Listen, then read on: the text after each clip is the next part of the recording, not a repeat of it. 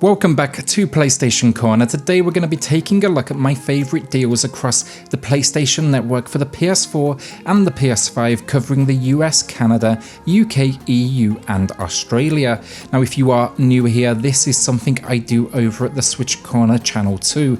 I do one video a week, that is any price goes, and that is this one. Weekly then I'll also do a video that focuses on those games under $10 or your local currency, and that's for those more budget-minded folks out there, or just, you know, those general steals. So with that luck, hit subscribe if you enjoy the content today, join the PlayStation arm of the family, and let's get started.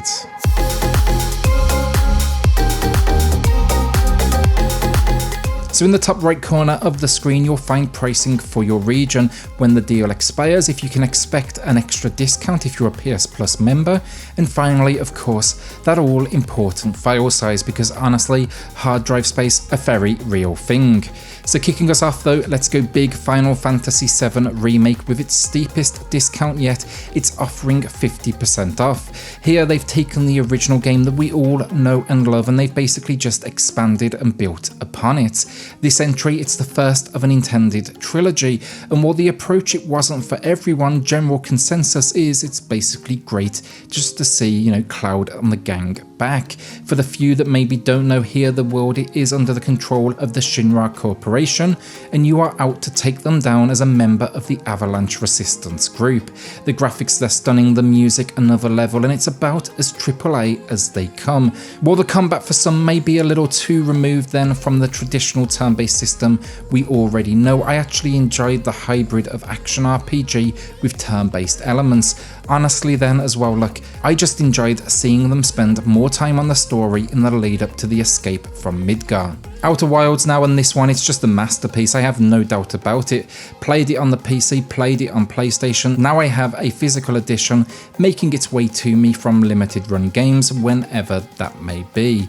Often confused with Outer Worlds when I do mention it though, this should not be overlooked. It's just one of those experiences that's going to stick with you. It's an open world mystery game where you are trapped in an endless loop. As a member of the space program though, you are the latest recruit, and your job is basically explore alien locations, uncover secrets, and then just figure out what the hell is happening. This one, it just oozes quality, from the visuals to its storytelling to the soundtrack, which has got to be one of my favourite video game scores of recent memory.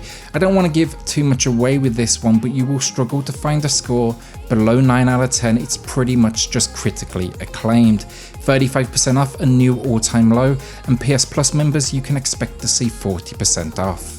So going for a classic now, Cuphead coming in with a new all-time low, offering 30% off, and every time I do talk about this one, I say the same thing, it's absolutely worth full price, so take it with any discount.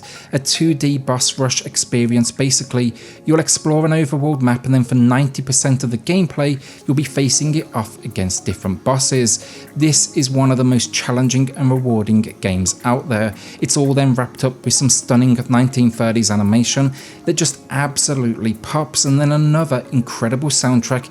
This should be played by everyone, especially in co-op. Ghost of Tsushima now, and I'm not sure what I can add really, perhaps one of the biggest games of 2020. It sees a 33% discount, and it's combining almost Souls-light samurai combat with open world exploration and a whole lot of stealth, or at least that was my personal strategy. It's a pretty challenging game, but I think most with a little practice and patience could get through it. Then the story, you know, revenge, reclaiming your home from an invading nation, it's a good one, it's a classic tale now, and it doesn't disappoint here. Great combat, some really nice uses of things like wind to guide your direction, and then a whole lot of like loot, weapons, and just other bits and pieces to discover.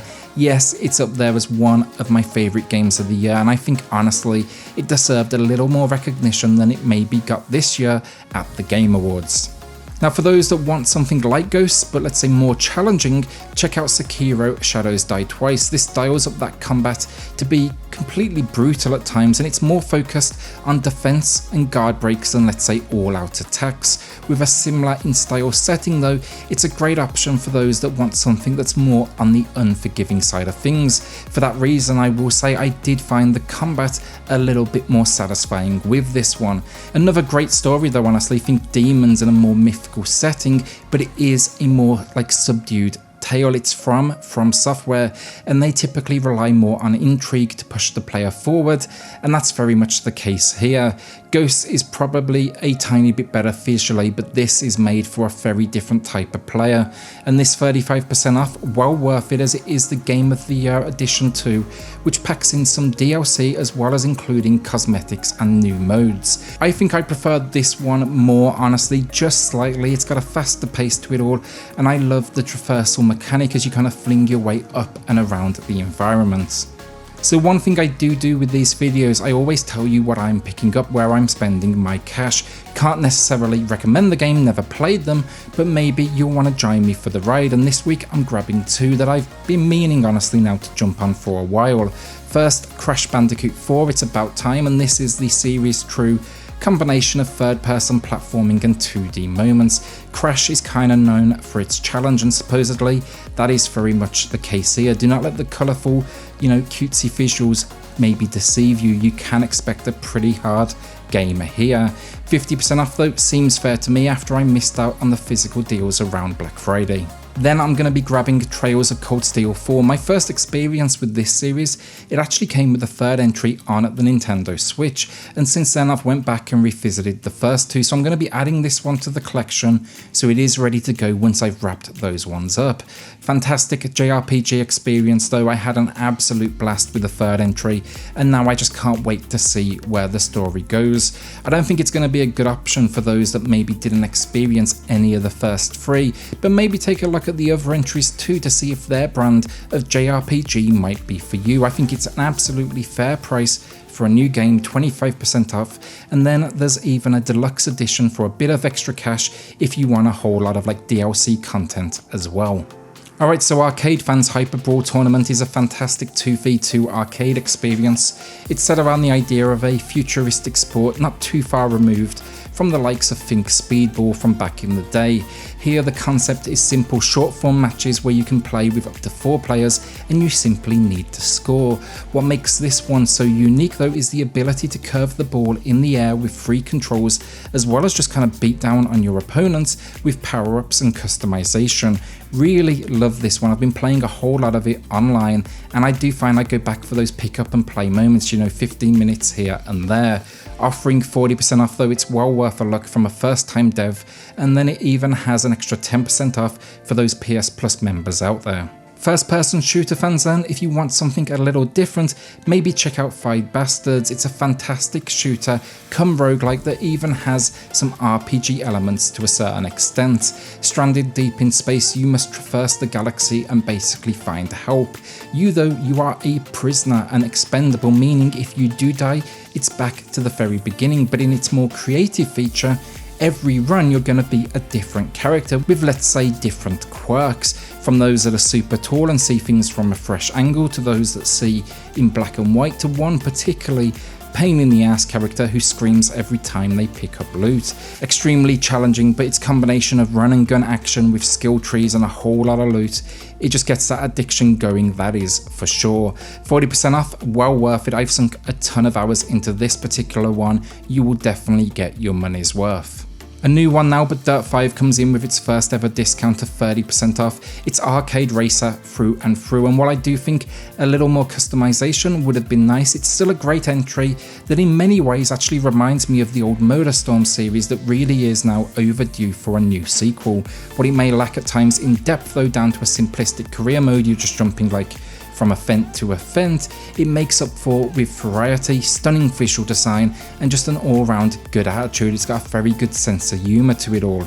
The races are fun though, they take you all over the place, and it does get creative with things as well. This version, it includes the PS4 build and then a free upgrade for PS5 owners, and that one it includes 2 modes, performance mode or visual mode, so it really depends on what you value more. It can look extra pretty, or you can give it a buttery smooth 60 frames per second locked, and I like it when a game gives you options like that. Our penultimate game of the week then, this one is for you PS5 owners. Observer System Redux is a first-person mystery experience with a heavy focus on the horror side of things. While it is a slow burner, this PS5 build absolutely stunning visually, and it was one of the first additions to my very own PS5 library. Featuring acting work then from Rutger Hauer, he instantly just brings a level of credibility to this tale, and while it is short and kind of takes place within a very small area, it absolutely nails that horror cyberpunk sci-fi theme, especially when you start to explore people's minds. Things get real creepy real quick there, and this 20% discount then, it makes it one of the cheapest PS5 games money can buy right now. So the final game of the week then, Desperados 3, is a game I picked up on release. I was a little nervous, and I always am when it comes to the real-time tactical genre. The controls on console are a hard thing to get right, given that they almost always come with an extreme level of depth that really only a keyboard and mouse can make accessible, but I think this one, I gotta say, it did a decent job. A western themed experience set around a band of outlaws. They basically just face mission after mission. Some decent and fun characters though. The story, it was better than I expected, really enjoyed it. I love the genre though, it's always good to see them get it right on console. With a ton of different mechanics though, skills, team members, and more stealth than is maybe typical for the genre, this does enough to stand out in what is a very crowded genre. Just don't expect this one to be easy. I got stuck on a number of occasions, and it took some real effort to figure out that perfect approach. And that is it for the week. Will you be adding anything to your collection, or are you going to be saving some cash? Expect to see my alternate take on this video on Friday, where I'll be breaking down the best deals money can buy for under $10. There's a whole lot on offer right now on the PlayStation Network, and a whole lot of deals to talk about. With that though, hit subscribe if you want to see more content just like this. Join the PlayStation arm of the family, and if you own a Switch, maybe check out Switch Corner, where we are quickly approaching 20,000 subscribers, and yeah, I'll see you all on the next video. Thanks everyone.